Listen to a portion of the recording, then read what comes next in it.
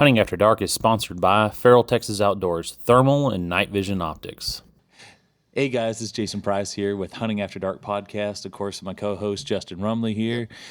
Always here to be my partner in crime when we go over some of these products. And luckily, when we go over things, it's kind of interesting when you have somebody with you that is in this industry, is bouncing ideas off of each other. And one of the things we kept going back and forth about, and things we were kind of seeing online, is people debating between two products. Yep.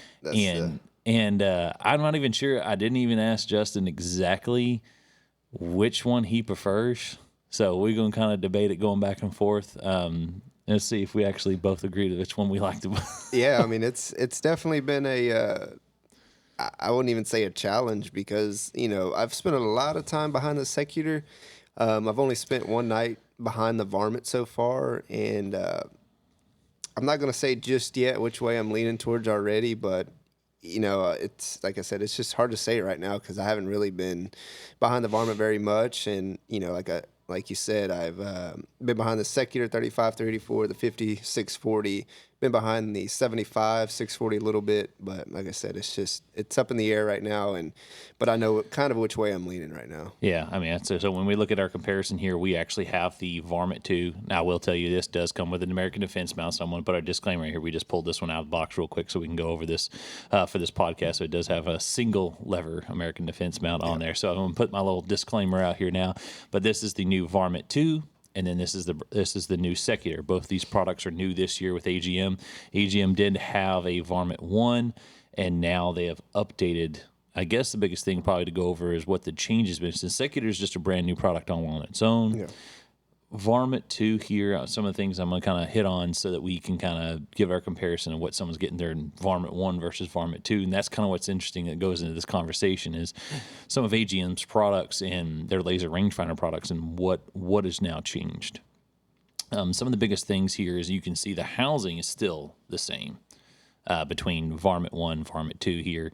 They changed the button color to gray so everyone kind of recognized that the buttons have changed.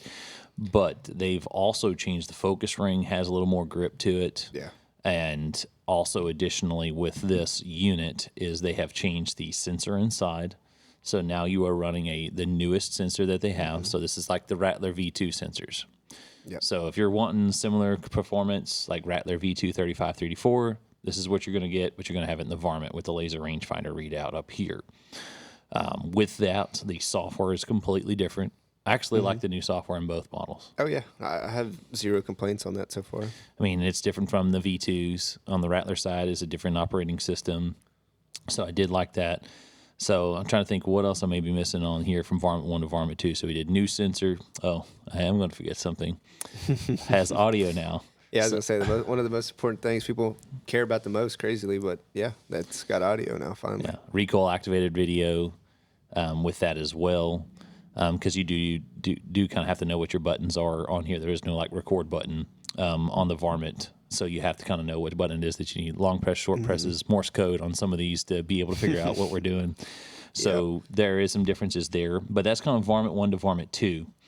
Now the Secutor kind of throws in a whole nother thing altogether because everything's pretty much completely different except for the software. Yeah, it's kind of in a world of its own. Yes, in a way, it's comparable to the Varmint V2 just because it has a rangefinder. But to me, the Secutor is definitely different from the Varmint compared to that. You can see here, guys, how we have our laser rangefinder on our Varmint 2 on top versus the Secutor being there on the side. Secutor's over here just off to the side. Some people don't like how it sticks out to the side. Some people love it. That's one thing that I love, that it wasn't sitting up above. It was kind of offset to the side a little bit. That was one of the positive things that I did like about that. So us now kind of getting into it, kind of where we've kind of separate things out is essentially what we're looking at. The Secutor kind of mimics the Varmint 2, except for in the Secutor there is no 50-384. Yeah, it's just 35-384, 50-640, and they kind of went down the deep end and did a 75 640. Yeah, and I guess 35 640 they don't have in the Secutor as well. So Yeah. there's two models. So just kind of depending on what you're kind of looking at, guys, the Secutor is a little bit more. I know we didn't pull the prices, but that mean if there's price changes in the next couple months, you know, or something like that, yeah. we don't want to sit here and say, oh, this is the price, because if they change something in the meantime and make them the same or whatever it may be. But the Secutor right now is kind of a little bit more. I think it's like $100, $200 more depending on the model sometimes. But you are getting some different things on there. Like I said, the mount is different as well. So like the Secutor comes with a dual lever American Defense mount versus the Varmint V2. It only comes with a single lever American Defense mount. I did, for some reason, like the dual lever mount. It just, for some reason, I think it fit better on my bolt action than a single lever does. I guess I kind of had the more trust in it holding zero, but I can't really take anything away from a single lever because I've never had any, zeroing because I was issues with it. Yeah, because I was taking the 35 34. I mean, it's still on my gun, but we've popped it on and off and not had any issues zeroing on the Varmint 2. So we have both products here. These are running the same sensor. They are 35 34s is what we have right here, just for everybody to kind of see. And when we're doing some comparison, you will not notice a difference between these two products. If we were to show you videos of both, you would not be able to tell the difference between these two. So just know you're getting the exact same product, processor, sensor, video recording. Everything is all exactly the same. Yeah, basically the internal system is all going to be very, very similar, if almost identical. It's going to be more of like the outside specs. Is like I like to tell our customers is you get different battery system, different style rangefinder. One's on top, one's to the side. You got a different style focus ring. You got different button layouts. Dual lever, American Defense mount. Varmint, like I said, has the single lever. So it's more of the outside specs that are different that makes, kind of separates the two. But internally, sensors, all that good stuff is all going to be, the same thing. Now, I know the displays are the same on these. Yeah. Now, I guess the biggest thing we need to get into now is what is actually different between these two models. So I know the biggest thing that we both noticed right off the bat was laser rangefinder distance. Yes. So the Varmint V2, the distance on that one is about 650 yards, and the Secutor is 1,100 yards. So there's going to be almost a doubling difference between the two on the rangefinder aspect. Like I said, Varmint V2 is 650 yards. Secutor is going to be close to 1,100 yards. So there's going to be, like I said, a big difference in between laser rangefinding. And I think that's probably where some of that cost is the mount was one, but also now you got a more precise long range on the laser rangefinder on the Secutor. Yep. In comparison. I think one of the things is you kind of run. I mean, I would go there and kind of look at the button layout between these. I mean, if you guys like buttons on these, on the Secutor here, I mean, when you look at it, I know it's going to be kind of hard for everybody to see. Maybe we'll throw up a screenshot here. Is that you have separate buttons for laser rangefinder, your menu activation and palettes, your recording, and then your zoom button here. So it is a push button zoom on this unit. So you do have to push that button to kind of cycle through. So I think we're at 3 to 24. I think it's 3 to 24 on there, if I remember right. Cycling through zooms, being able to go back and cycle back through. But you do have buttons. I mean, there's a lot of guys that kind of like, I like a button for everything. I don't want to do combo buttons. I don't want long presses, short presses. So there's a lot of preferences, I think, in guys and what they like. Yeah, it's and they're very simple. So basically, the menu button here, it's going to be raised. It's not going to be in line with with all the other buttons. So you do have a good feel. So if you're in the dark hunting at night, all you have to do is really run your fingers across, find that raised button. That's going to be your menu. And what I've kind of done is I put my middle finger on that menu button, and then I know the button above my middle finger and the one below my middle finger. That's going to scroll me up and down. My middle finger is going to be my press OK or long press it to back out of menus or to get into menus. So once you basically get understanding of your button combos, it's very, very simple to navigate your way through it. Yeah, I mean you're zooming. I mean, just go to the end. Yeah. Go up to closest to your eye, and you know exactly where you are for the zoom. As far as the buttons that you're going to need to know in a pinch quickly. Yeah. both units here, there's not really a difference as far as that laser. I was thinking about the laser rangefinder button to manually press it.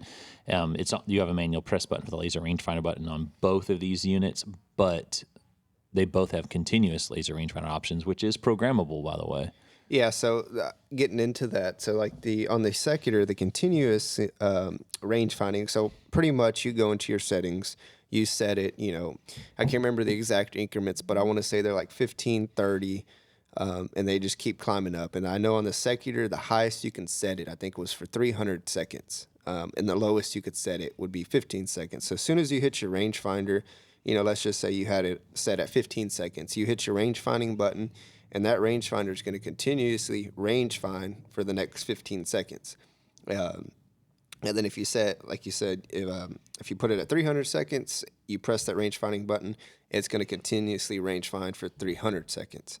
And then on the Varmint V2, I want to say the highest it went, I would have to double check. I want to say it was going to be, it's either going to be 30 seconds or 60 seconds. So they didn't give you the extended time like they did on the Secutor. They kind of shortened that up. So I want to say it's either 30 seconds or 60 seconds is going to be the highest that you can set it to continuously range find for you. So I'll pull it up here and we'll check this one out. Laser rangefinder button. There is one on here on the side on the Varmint too. If you're wanting to have a dedicated laser rangefinder, it's on both, but it's just the middle one on here. But let's pull up the menu here real quick and look.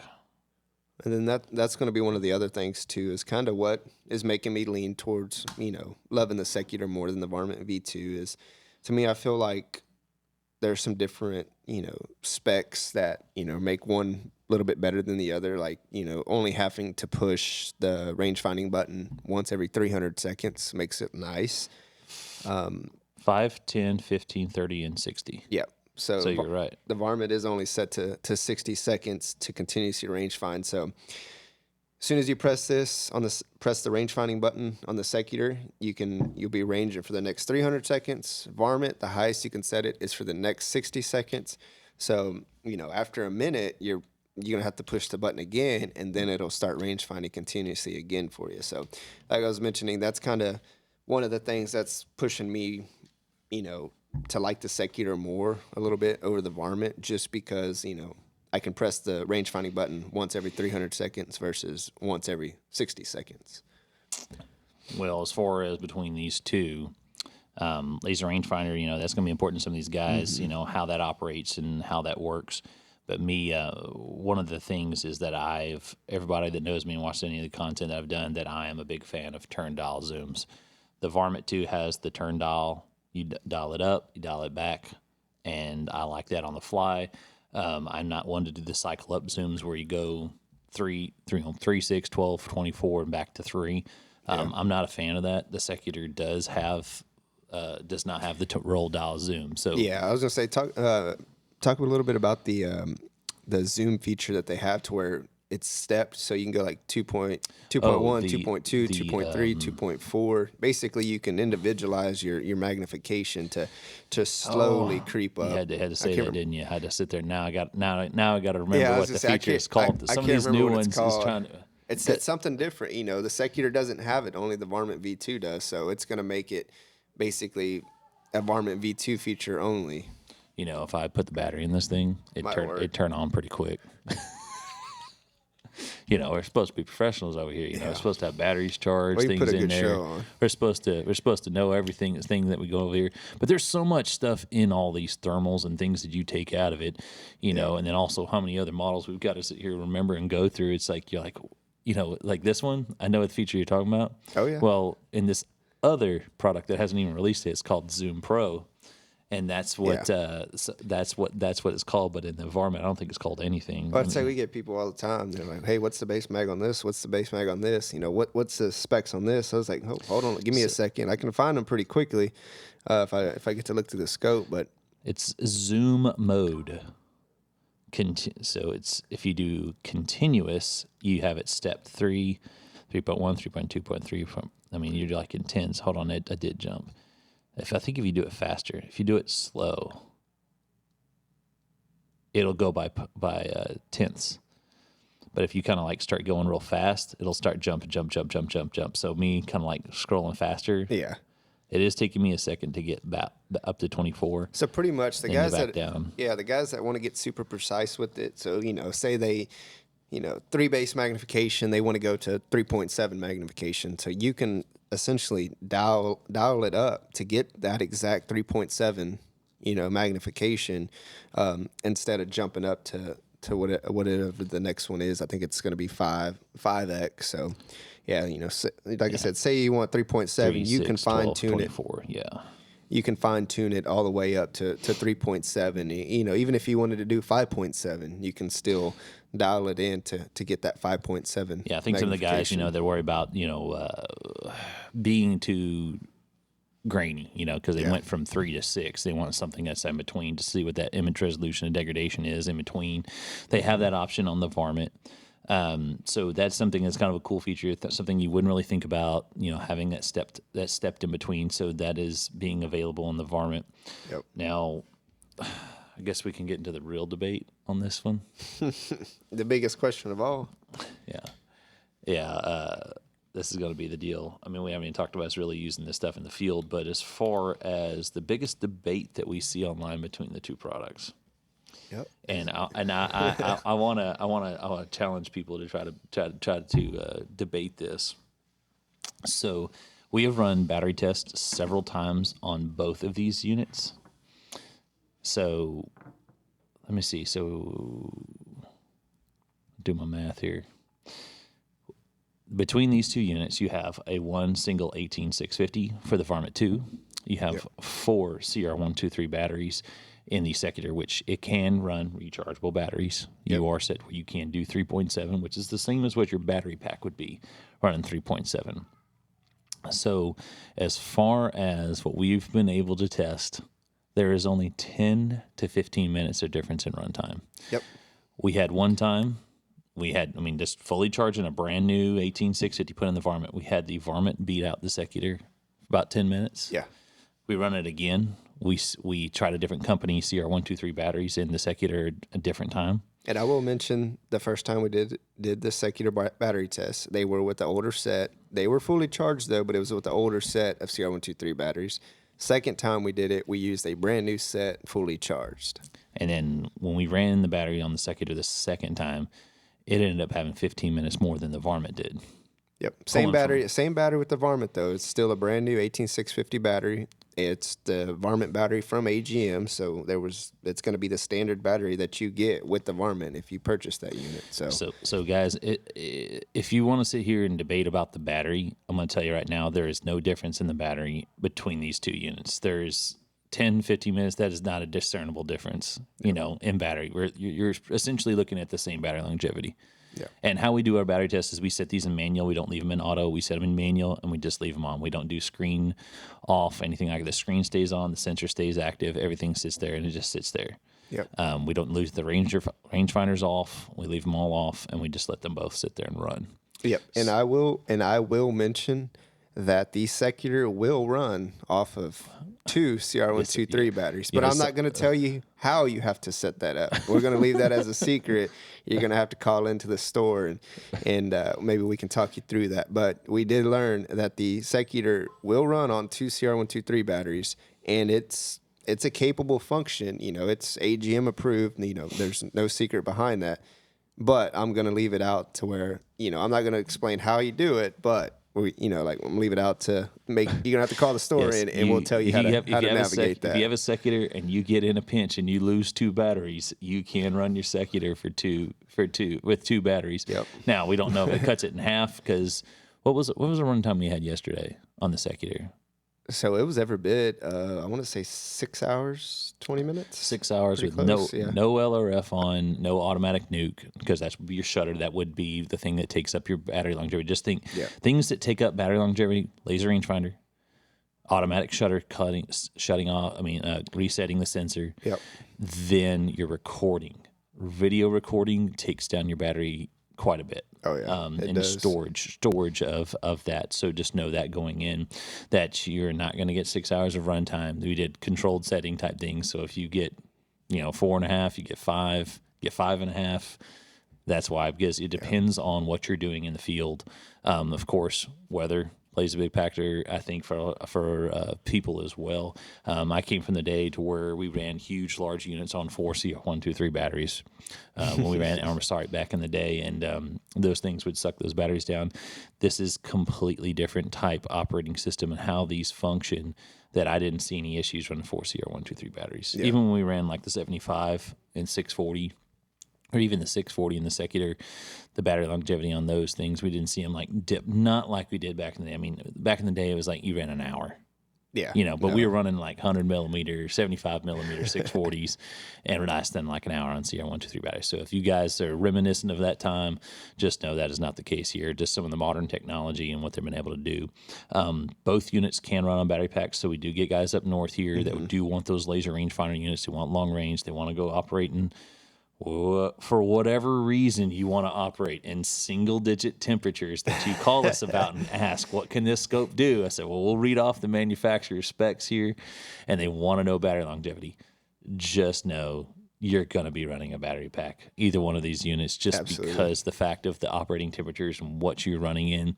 If you're getting only an hour of runtime, and because you're running out there in 8 degrees with a 15-mile-an-hour wind or whatever in the world's going on, they're all batteries. Crazy. You're not going to get away from that. Not one of these is going to perform better over the other in a cold environment. Just know you're probably going to be running some type of external power to get long run times, and that's just the way batteries work, right?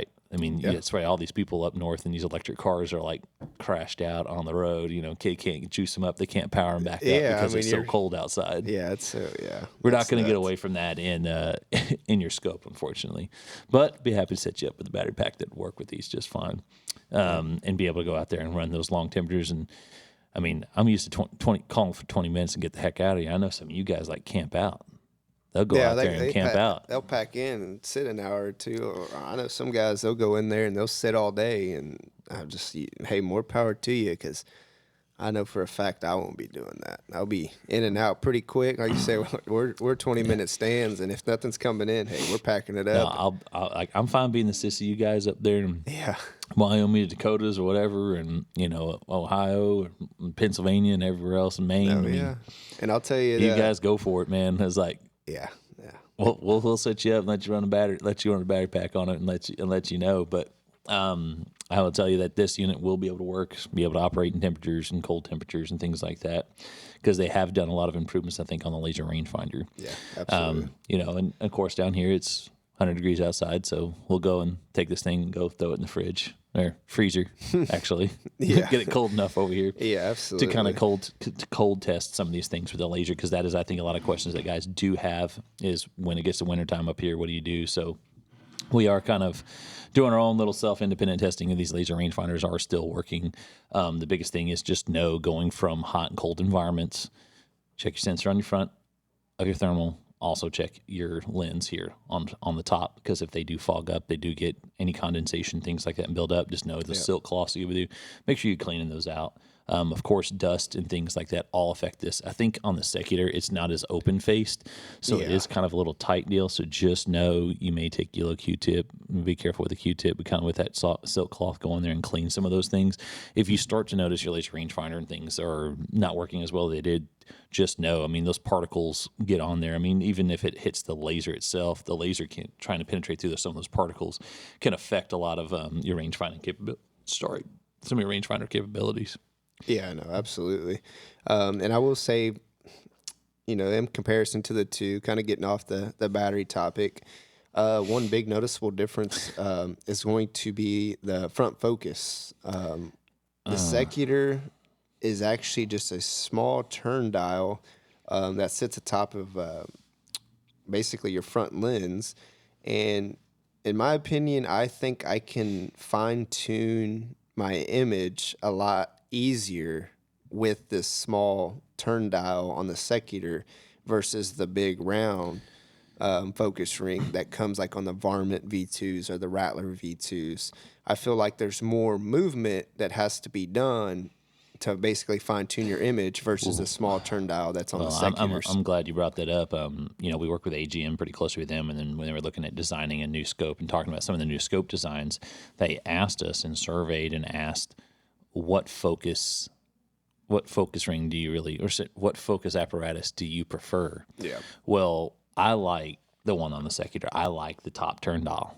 Yeah. I like a dial. It's a lot simpler in my opinion, and it works. And I know guys up north that, the ring up here, like if you have thick gloves, I mean, there's my fingers. I do not have huge hands. I mean, my thumb's already covering it. Now, they did raise the teeth on here to where you kind of have some teeth on here to grip it a little bit better. But I will admit that I am not a front ring kind of guy. I mean, a lot of guys are in the daytime scopes, that's what you're used to. But with thermals, I do agree with you. I do think that it is a finer focus on the Secutor to run that top turn dial. Yeah, absolutely. I think like I've been a fan of it as well. There's a lot less movement that needs to be done because it's so fine. Versus like I said, the Varmint V2, I feel like there's a lot more movement that has to be done to fine tune that image. Here's something, when we start talking about testing things in the field, this is where we're going to get into the more using these things in the field. What is it that you pick up? Yeah. So I want y'all to look at something when I use this. So let's see if I can do this without knocking the microphone too much. So I'm adjusting my focus. Does anyone see what I'm obstructing? I'm obstructing a laser rangefinder. So if I have it going continuously and I'm trying to range a target and something's coming in, I'm actually blocking it and pretty much resetting it to give me the wrong range. Yeah. And there's going to be a reason why I'm going to bring this up. So in the Secutor, all right, I'm adjusting my focus. I'm absolutely not obstructing a laser rangefinder whatsoever. So targets are coming in, I'm able to focus and refocus as things are coming in. And I've got continuous laser rangefinder. I got a coyote that's coming in, was 200 yards up. Now he's coming into 100 yards. All right, I want to range. I mean, if I want to get him before I get to 50, because I'm not sure about if I'm going to overshoot over top and what those things are. Doing that on the fly, I think the Secutor does have some advantages of not being obstructed. Yeah, with that. I agree. I absolutely agree. So the reason I'm going to bring this up is there's a feature that we didn't really discuss. They both have this capability. And this is something that's new to AGM, is they now have their ballistic calculator in both of these. Yeah. When Secutor first launched, it was meters per second, but they've updated now. It's both feet per second. Yeah, make it a little bit easier. And with the ballistic calculation, you need, of course, you're going to have to go put some data. You're going to use some third-party apps, like I use Hornady, and you were using something else, weren't you? What did you put in on your app? Were you using Garmin stuff? I actually haven't even done it. I got all the information that I believe I need, but I haven't even input it into the scope yet. So I definitely need to do that here over the next couple of days. But I got my I shot the gun through the Crone, got everything, got all my bullets, measurements that I need. I just need to input it into the scope. But I will say I don't think AGM's ballistic function needs anything special. I think all you need is your feet per second on your bullet. Sight height. Yeah, It's just kind of a new one that I saw. Yeah, sight height, feet per second on your bullet. Ballistic coefficient. Yeah, so pretty much there's no extra work that really needs to be done specifically with the ballistic function on the AGM. Yeah, you're not having to build out a whole table. The only other thing was, what was your sight and distance? Yeah, then that's going to be, and then I think your elevation. But aside from that, what's your altitude at? I mean, you said Yeah, yes. I mean, you guys that are the precision shooters, you can try to do this, but we are dealing in a digital world. We played around with it a little bit. I mean, when you go and run that continuous laser rangefinder, to initiate it, it won't constantly give you bullet drops. You do need to manually press on both these units to give you a new ballistic calculation. So just know that even though you are on continuous, you will need to do that.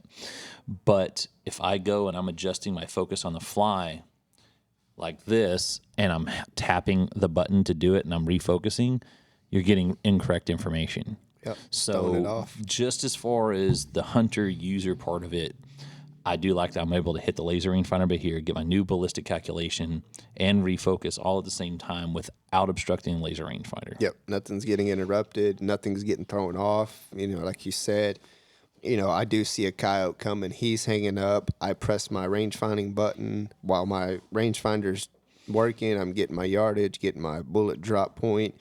I could be focusing, and then so by the time I got my image focused in, I got my bullet drop, put it on the coyote or pig, boom, squeeze the trigger, everything's done. And then, like you were mentioning, comparing it to the Varmint V2, you can't necessarily hit the range finding button and then kind of focus in for a further shot, simply because when you go to focus, you're obstructing your rangefinder. So that is a big noticeable thing in my opinion. Talking about that positioning of where focuses are, where laser rangefinders are, when you compare the two products, that ballistic rangefinder, the ballistic calculator, got to say the right name of these things, is that what it does is it actually shows your bullet drop point with the X. Yeah. And so you do have the X on there when you do, and that's on both units. And so it's like I liked running a T. I like to run the T crosshair. I like to run mine on green, because my green T, it'll be red in the center, and then I'll have my bullet drop point on top of my green T post going down. And shows me my bullet drop point to where I can lift up the crosshair and make that adjustment. Now I like to shoot 6mm arc. There's a lot of data on there. It's pretty easy to put data in for that ballistic calculation. And then we played around with it a little bit. Messing around trying to do that, but I don't know. I guess we should probably just do a separate video on ballistic calculators and shooting some of that out. Yeah, especially with the AGM products, because like it's you a said, new thing. Yeah, just playing around with it here in store, just putting in random data that I'm coming up with off the top of my head. It's probably been one of the simplest ballistic calculators to input data with and actually use compared to other manufacturers. So I definitely want to. That's one thing, like you said, we're gonna have to make it. We have to go out there 100 to 400 yards and just see what happens when we go throw some bullets out there. We're gonna have to retouch and make maybe a short 10-minute video coming back onto the ballistic calculator with the AGM. Tell you how it worked, how easy it was to input information. How far we had success out to it. We'll come back and touch back on it. And Justin and I are both different in kind of the weapon systems we run. It's like I'm a big AR guy. I've kind of gone from buffer to piston, switching over to carbon fiber barrels versus steel. On the AR side, where we're doing a lot of gas systems, where you're a big bolt action guy shooting. We both shot 6mm arc. But you've kind of hopped over to 243. Yeah, I've been running a lot of 243 in the bolt action, 20-inch barrel. I've got a 22 arc and a 22-inch barrel, and then I've got a 18-inch six arc that I'm kind of want to play with all of them. But I think here, because I'm kind of curious what the 22 arc with the Varmint round's going to do. Yeah, I think I'm going to move over right now. I've got the Varmint V2 5640 on my 20-inch 243, but I think I'm going to move that over and get it on my 22-inch 22 arc and do the ballistic calculator and see what the speeds and my distances and all that is going to be. So maybe when we touch back on this video with the ballistic calculator functions and how it worked out for us, I'll have some data on it for with the 22 arc and let you know how that goes. Well, boss, do you think there's something that we've missed and not covered between these two products, comparing these two? And I think that's pretty much it. I think we've the access to the battery on the Varmint still the same as it was basically on the version 1. I guess you can open up the battery door and just say it's a pretty tight battery door. And then if anybody's familiar with the TS rattlers, it's going to be the similar style battery door, but this one's going to open from right to left. And I believe it has a little bigger knob to get a little more grips on the battery door. And then on the TS model rattlers, like that, it's very comparable to on the battery door.